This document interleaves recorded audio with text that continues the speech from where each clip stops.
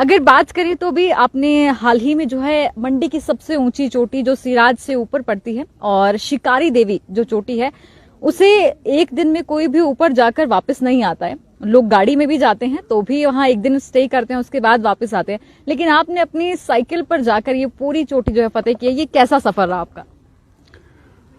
ये सफ़र शब्दों में कहना बहुत मुश्किल है जी। पर लास्ट संडे को भी मैंने अटेम्प्ट किया था, पर हम नाचन के लास्ट गांव तक ही पहुंच पाए। टेक्निकल कुछ साइकिल में कुछ प्रॉब्लम आ गई थी तो उस वजह से हम लेट हो गए।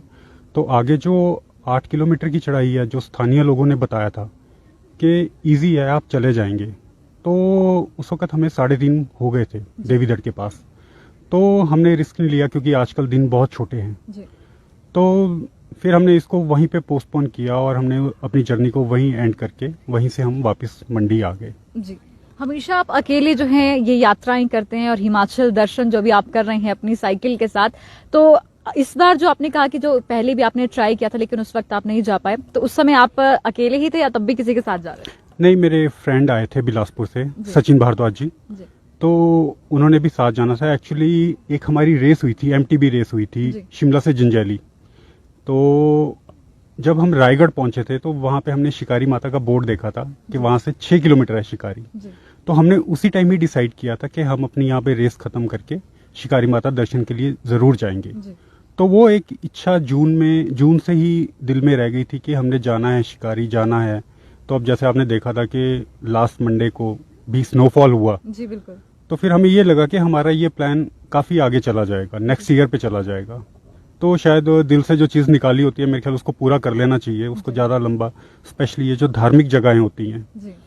तो हमने वो अटेम्प्ट किया, पर शायद उस दिन माता का बुलावा नहीं था। तो हम इतनी पास पहुंच के दुख तो बहुत हुआ कि हम बहुत पास आए हैं और हमें यहाँ से खाली हाथ वापस जाना पड़ रहा है। पर सेफ्टी को ध्यान में रखते हुए हम टाइमली ही वहां से वापस आ गए थे। अगर बात करें तो उसके बाद आपने ठान लिया कि अभी नहीं तो फिर दोबारा जो है यहाँ पर पहुंचना जरूरी है।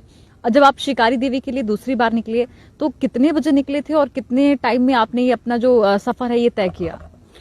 जब हमने वहां पे अपनी जर्नी को एंड किया था लास्ट संडे को, तो हमने यही डिसाइड किया था अब हम इस तरफ से नहीं जाएंगे, हम वाया जंजैली होके जाएंगे कि वो रोड ज्यादा अच्छा है, थोड़ा सा लेंथी है वो, पर रोड ज्यादा अच्छा है वो वाला।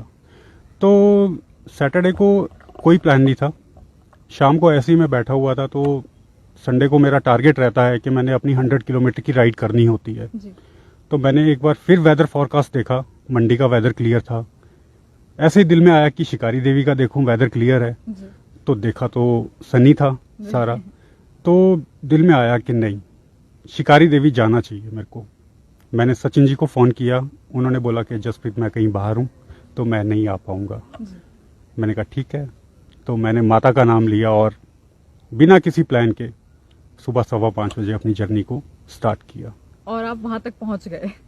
माता का बुलावा था, शायद आशीर्वाद था माता का, तो पहुंच गए वहाँ पे। गोयल मोटर्स विभिन्न पदों हेतु आवेदन पत्र आमंत्रित करता है, जिसके लिए अनुभवी व फ्रेशर्स सभी आवेदन कर सकते हैं। इंटरव्यू के लिए अभी 9418035372 पर कॉल करें या अपना बायोडाटा ईमेल करें hr@goyalmotors.com पर।